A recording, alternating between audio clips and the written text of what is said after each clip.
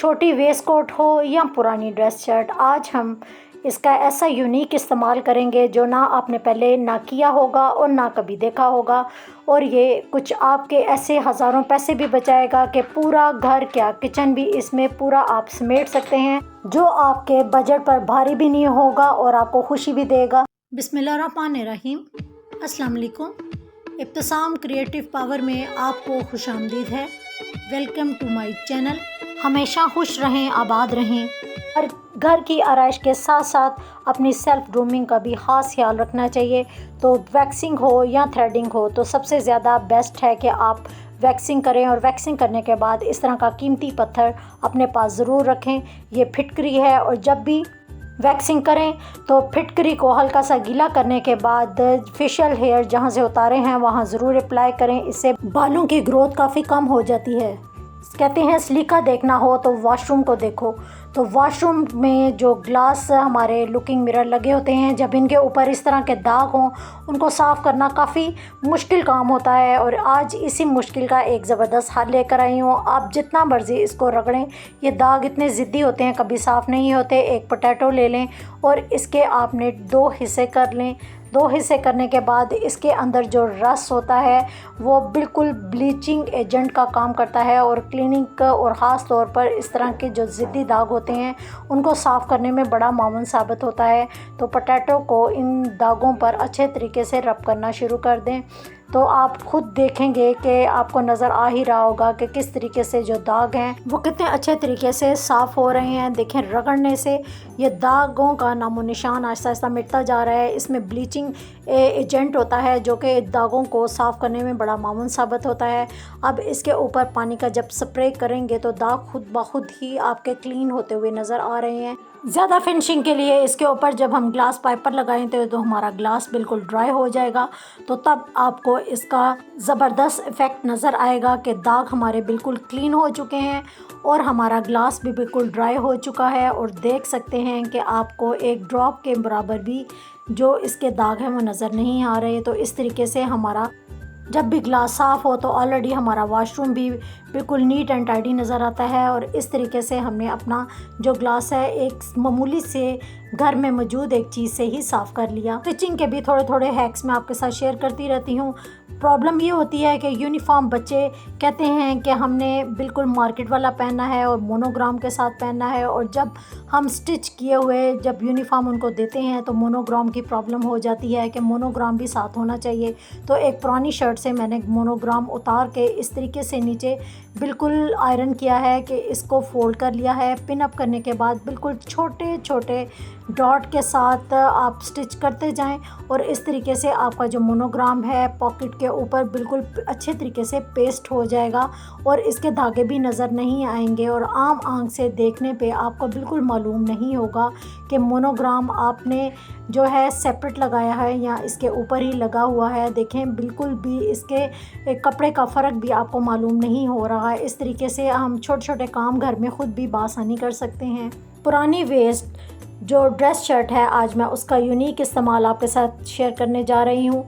Shirt मेरे पास ये पुरानी पड़ी हुई थी तो मैंने सोचा कि आज इसका एक ज़बरदस्त सा ऑर्गेनाइज़र बनाते हैं। तो ऑर्गेनाइज़र भी ऐसा होगा कि ना हम इसमें ज़िप लगाएंगे ना हम बटन लगाएंगे, और इसी को ही 2 कट लगाकर हम एक ज़बरदस्त सा ऑर्गेनाइज़र तैयार करेंगे। ऊपर वाला जो हमारा कॉलर वाला हिस्सा है उसको हमने उतार दिया है। अब नीचे वाले जो गोलाई में इसकी शेप आ रही थी उसको भी मैंने सीधा कर लिया है। इसकी बटन वाले हिस्से को सेंटर में लाते हुए जब इसको डबल फोल्ड करेंगे, और एक साइड से डबल फोल्ड करने पर मैंने 5x5 के जो पार्ट काटे हैं, आप भी इस तरह के स्क्वायर पार्ट जो हैं ब्लॉक की सूरत में काट लें, और आपका जो ये ऑर्गेनाइज़र है वो तैयार हो जाएगा। दोनों साइडों पर आप इसको सिलाई लगाएं। साइडों की तो 2 सिलाइयाँ पहले से लगी हुई थी।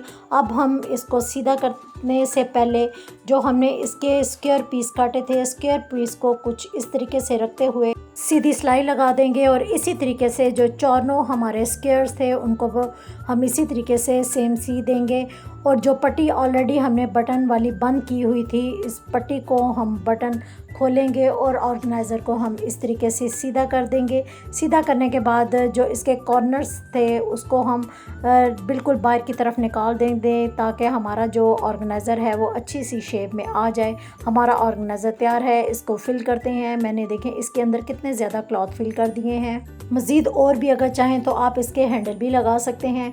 तो बटन को आप बंद कर दें तो अभी देखें इसके अंदर और भी गुंजाइश है, आप इसको और भी ज़्यादा क्लॉथ रख कर फिल कर सकते हैं और बेहतरीन आपको स्टोरेज का काम देगा। ये आपका ज़ीरो कॉस्ट के साथ एक ज़बरदस्त सा क्लॉथ ऑर्गेनाइज़र तैयार हो गया। आप चाहें तो इसके अंदर छोटे कंफर्टर भी रख कर सेव कर कर अपने खुले मुँह वाली अलमारियों में रख सकते हैं।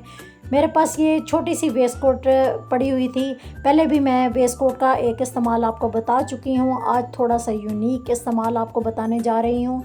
इसके ऊपर वाले हिस्से को बिल्कुल हम सीधा कर लेंगे क्योंकि यहाँ पर शोल्डर आए हुए हैं और शोल्डर की तिरछी सिलाई की वजह से ऊपर वाला जो हिस्सा है वो बिल्कुल सीधी शेप में नहीं आता। खोलने के बाद जो इसके तिरछे वाले हिस्से हैं उनको मज़ीद हम नीट करने के लिए बिल्कुल सीधा कर लेंगे। और सीधा करने के बाद इस तरीके से जब हम फोल्ड करेंगे तो पॉकेट वाले जो हिस्से हैं उनको साइड पर ले जाते हुए एक साइड पर भी हम इसको पिन अप कर देंगे ताकि ये मूव ना हो और दूसरी साइड पर भी इसको हम पिन अप कर देंगे। सेंटर की जो खाली वाली स्पेस है उसको कवर करने के लिए शोल्डर का ऊपर वाला हिस्सा हम कट करेंगे। ये हिस्सा हमारे पास दो हिस्सों में है तो इसको हम जोड़ इस तरीके से लगाएंगे कि इसकी जो मगज़ी वाला हिस्सा है वो नीचे आ जाए और सेंटर में इसका जो जोड़ आए वो बिल्कुल नुमायाँ भी ना हो और एक डिज़ाइन की लुक दे। तो इस तरीके से मैंने इसका जोड़ लगा दिया है। लगाने के बाद जब हम इसको इस तरीके से रखेंगे तो रखने के बाद जो नीचे वाला जो गोलाई वाली शेप है वो किस तरीके से हम कवर करेंगे। जो एक हिस्सा हमने उतारा था इसके बैन का वो हम यहाँ पर रखेंगे और रखते हुए इसको इस तरीके से स्टिच कर लेंगे। तो स्टिच करने के बाद इसकी शेप कुछ इस तरीके से आ जाएगी। अब सेंटर में इसकी मगज़ी आ जाएगी और बिल्कुल सीधी एंड पर हम सिलाई लगाकर इसको बंद कर देंगे। मैंने पहले वाले ऑर्गेनाइज़र की ही पट्टियाँ ली हैं और इसको अब इसके साथ रखते हुए हम सिलाई करेंगे और बैक वाले हिस्से को भी इसी तरीके से रख कर मैंने सिलाई लगा दी है। अब दोबारा से इसको हम खोलेंगे और इसको इस तरीके से फोल्ड कर कर जो इसके एजेस नज़र आ रहे हैं उसको भी सिलाई लगाकर कवर कर लेंगे। जिस तरीके से आप देख रहे हैं सेम इसी तरीके से ही आप इसको कवर कर सकती हैं। इसके एजेस जो है वो बिल्कुल नीट हो चुके हैं। अब इसके अंदर हम ज़िप लगाएंगे तो ज़िप को हम नीचे रखेंगे और जो ऑलरेडी हमने मगज़ी लगाई हुई है उसको ऊपर रखते हुए हम स्टिच कर लेंगे। पहले एक साइड को स्टिच करेंगे और फिर दूसरी साइड को। जो ऑर्गेनाइज़र के बाजू कटे थे उसके साथ हम अपनी पॉकेट बनाएंगे और किस तरीके से बनाएंगे इसको हम सीधा करेंगे और सीधा करने के बाद दोनों साइडों पर पिन अप कर देंगे। जो ऊपर कफ वाले हिस्से हैं वहाँ से स्टिच को शुरू करेंगे और इस तरीके से एक बैग की शक्ल में इसको हम स्टिच कर लेंगे। तो अब हम इसको स्टिच करने जा रहे हैं। तो स्टिच पहले हिस्से को हम डबल स्टिच कर देंगे और उसके बाद सीधी सिलाई को इस तरीके से नीचे ले जाते हुए इसको एक साइड पर पहले स्टिच करेंगे, फिर दूसरी साइड पर और फिर तीसरी साइड पर। वीडियो पसंद आए तो प्लीज़ लाइक, शेयर और सब्सक्राइब करना मत भूलिएगा। ये आपका प्यार ही होता है जो हमें मज़ीद और मोटिवेशन देता है अच्छी अच्छी वीडियो बनाने की। और इस तरीके से देखें मेरी एक पॉकेट सी तैयार हो चुकी है और पॉकेट वाला ऊपर वाला हिस्सा भी नीट हो चुका है। इसको मैं प्रेस करती हूँ और उसको अपने बैग के अंदर इस तरीके से रख कर जो ऊपर वाला हिस्सा हम उठाएंगे और उठाने के बाद नीचे वाले हिस्से को इसके साथ इस तरीके से हम अटैच कर लेंगे। जो ज़िप हमने लगानी है उसको भी एक कपड़े को इस तरीके से उल्टा रखने के बाद मैंने स्टिच कर दिया है। और स्टिच करने के बाद जब हम इसको सीधा करेंगे और इसको अंदर की तरफ रखते हुए दोबारा से इसको जब स्टिच कर लेंगे तो इसका एक छोटा सा पार्ट इसके साथ अटैच हो जाएगा और काफ़ी नीट भी लगेगा। पार्ट को बाहर निकालते हुए जो मगज़ी वाला हिस्सा है इसको हम इसके ऊपर रखेंगे और ज़िप को हम नीचे रखेंगे और इस तरीके से स्टिच एक साइड को करेंगे और फिर हम इसकी दूसरी साइड पर इसको स्टिच कर देंगे। ज़िप मेरी लग चुकी है। अब एक शोल्डर बेल्ट तैयार करनी है तो उसके लिए मैंने इसी कपड़े की ही पट्टी को लिया है। तकरीबन 5 इंच के बराबर इसकी चौड़ाई है और लंबाई आप अपनी रिक्वायरमेंट के हिसाब से ले सकते हैं। एक टिकन को नीचे रख कर मैंने इसको सिलाई लगा दिया है। जो एक्स्ट्रा बटन हमारे वेस्ट कोट से उतरे थे हमने वो भी वेस्ट नहीं किए। नीचे जहां हमारा जोड़ नुमायाँ हो रहा था वहां पर हम डिज़ाइनिंग के तौर पर ये शो बटन लगा देंगे और इस तरीके से हमारा एक ज़बरदस्त सा बैग तैयार हो जाएगा जो मुँह हमारी पॉकेट के साथ होगा। आप चाहे तो इसके अंदर बुक रख कर इसको एज ए स्टडी बैग के तौर पर भी यूज़ कर सकते हैं या इसके अंदर आपके 1 से 2 सूट भी आ सकते हैं और आप इसको हैंड बैग के तौर पे भी यूज़ कर सकते हैं। आप देख सकते हैं इसके अंदर जो आपकी छोटी पॉकेट्स हैं, छोटी छोटी चीज़ें भी आप इसके अंदर रख सकते हैं और अंदर वाली जो पॉकेट है उसके अंदर भी आप पर्स, अपना मोबाइल, इस तरह की दूसरी चीज़ें आप इसके अंदर रख सकते हैं और ज़िप को आसानी से बंद कर सकते हैं। तो ये आपका ज़बरदस्त सा एक सेफ़ बैग, हैंड बैग आपका तैयार हो जाएगा। दुआ में ज़रूर याद रखिएगा। अल्लाह हाफ़िज़।